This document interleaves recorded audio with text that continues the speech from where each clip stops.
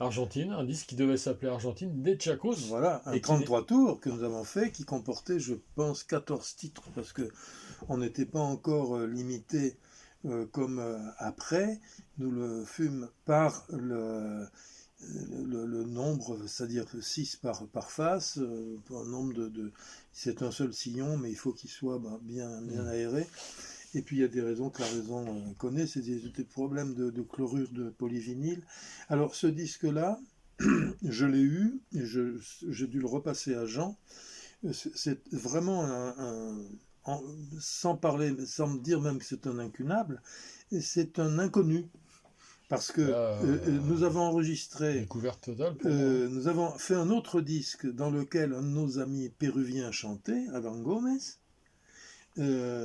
et qui a dû sortir aussi, que nous avons publié à compte d'auteur. Et c'était aussi encore un Los Chacos. Donc sûr, ça fait 2 disques. Bien sûr. Donc ça fait 4 disques qu'on ne connaît pas. Alors pour revenir aux 33 tours dont je parlais, l'Argentine, qui aurait dû s'intituler Argentine, il y avait la Chacarera Añoranza, la Chacarera Doble, et que je pense que nous l'avons pas trop mal faite. Mais ce disque-là, pour des raisons que la raison connaît, ne sortira jamais et ne sera jamais édité, que ce soit à compte d'auteur ou à compte de Barclay, qui est un grand compte, là, c'est un compte sans le P, avec une grande noblesse. Je rigole. Mais c'est un disque qui a été enregistré, dont le seul exemplaire, que j'avais encore il y a 3 ou 4 ans, ici, dans mes enfers, mon bordel, était enregistré, était gravé sur une matrice en aluminium recouverte de chlorure de polyvinyle. Et comme il y a eu une érosion, je ne sais pas ce qui s'est passé, mais le disque est devenu pratiquement inaudible parce qu'on entend... Il n'y a pas d'enregistrement. Il n'y a pas d'autre. Les enregistrements, c'est resté sur des bandes magnétiques chez Jean-Baptiste Piazzano, à moins que quelqu'un d'autre les ait récupérés, ce qui serait éminemment souhaitable, mais je ne vois pas qui aurait pu le faire. Nous ne pensions pas à ça. En tout cas, moi, je ne pensais pas. J'étais le moussaillon de l'histoire. Je faisais des arrangements. C'était pas trop mal. Je fais des arrangements... J'avais créé la quena dans Indicito Dormido, que Barclay a bien récupéré. Là, on peut écouter ça. Voilà, et ça, c'est pas pour parler, mais c'est vrai que moi qui suis relativement... J'ai toujours peur de mal faire, donc je me dis qu'est-ce que j'ai fait, qu'est-ce que j'aurais dû ne pas faire, et que je fais... Cette introduction d'Indicito Dormido, franchement... Oui, elle a été reprise. C'est une improvisation en direct. Oui. C'est une improvisation sur la voix de Christiane. Et j'ai fait d'autres arrangements. J'avais fait les arrangements de Pogerita et de Borrachito Ladron. C'est moi qui les ai fait. Tout ça, c'est dans le disque bleu. Donc, voilà. Donc tu vois, je me vante. Voilà. Mais c'est bien parce que ça permet aux gens de savoir. Voilà. Parce qu'en fait, qu'est-ce qui intéresse les gens dans ces vidéos que nous faisons ?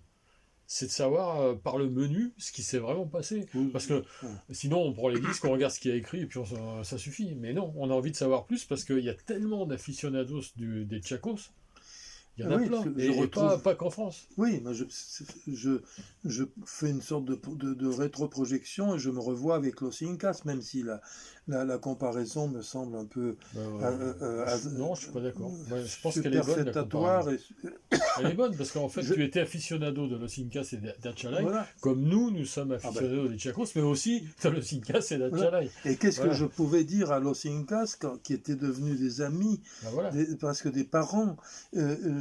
et que j'entendais Jorge de temps en temps me dire: oh non, ce disque, non, c'est pas bon, tu aimes ça. Je dis: mais ne m'empêche pas d'aimer, c'est une pure merveille. Moi je te dis la même chose.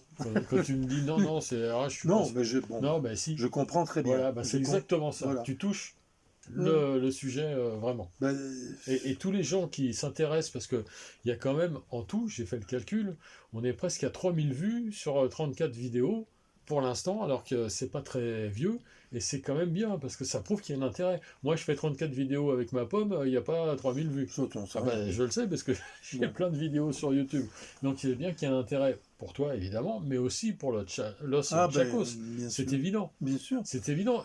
Ce groupe a marqué une époque, et pas que en France. Très sincèrement, parce que C'est vrai, j'ai des écoute. messages qui viennent pas que de France. Ah ben, si on parle un jour du Japon, On va en parler. nous y sommes allés 2 années de suite, Ouais, en tu peux. 74 et en 75, Ouais. 1900, pas 1800. Et ils voulaient que nous y retournions après. Encore. Si on les avait écoutés, on y serait encore. Oui, voilà. Et c'était merveilleux. Il y a eu un problème. Un problème que je pourrais évoquer, qui n'est pas dramatique, mais qui fait que nous avons été, en fait, nous sommes, comment dire, privés de ces voyages au Japon. Mhm. Et c'est mon ami de l'époque, et qui est toujours mon ami de cœur, Louis Chédid, grand artiste, avec lequel j'avais travaillé sur un disque des Chacos, sur le disque le Printemps, tant qu'ils m'en souviennent, Mhm.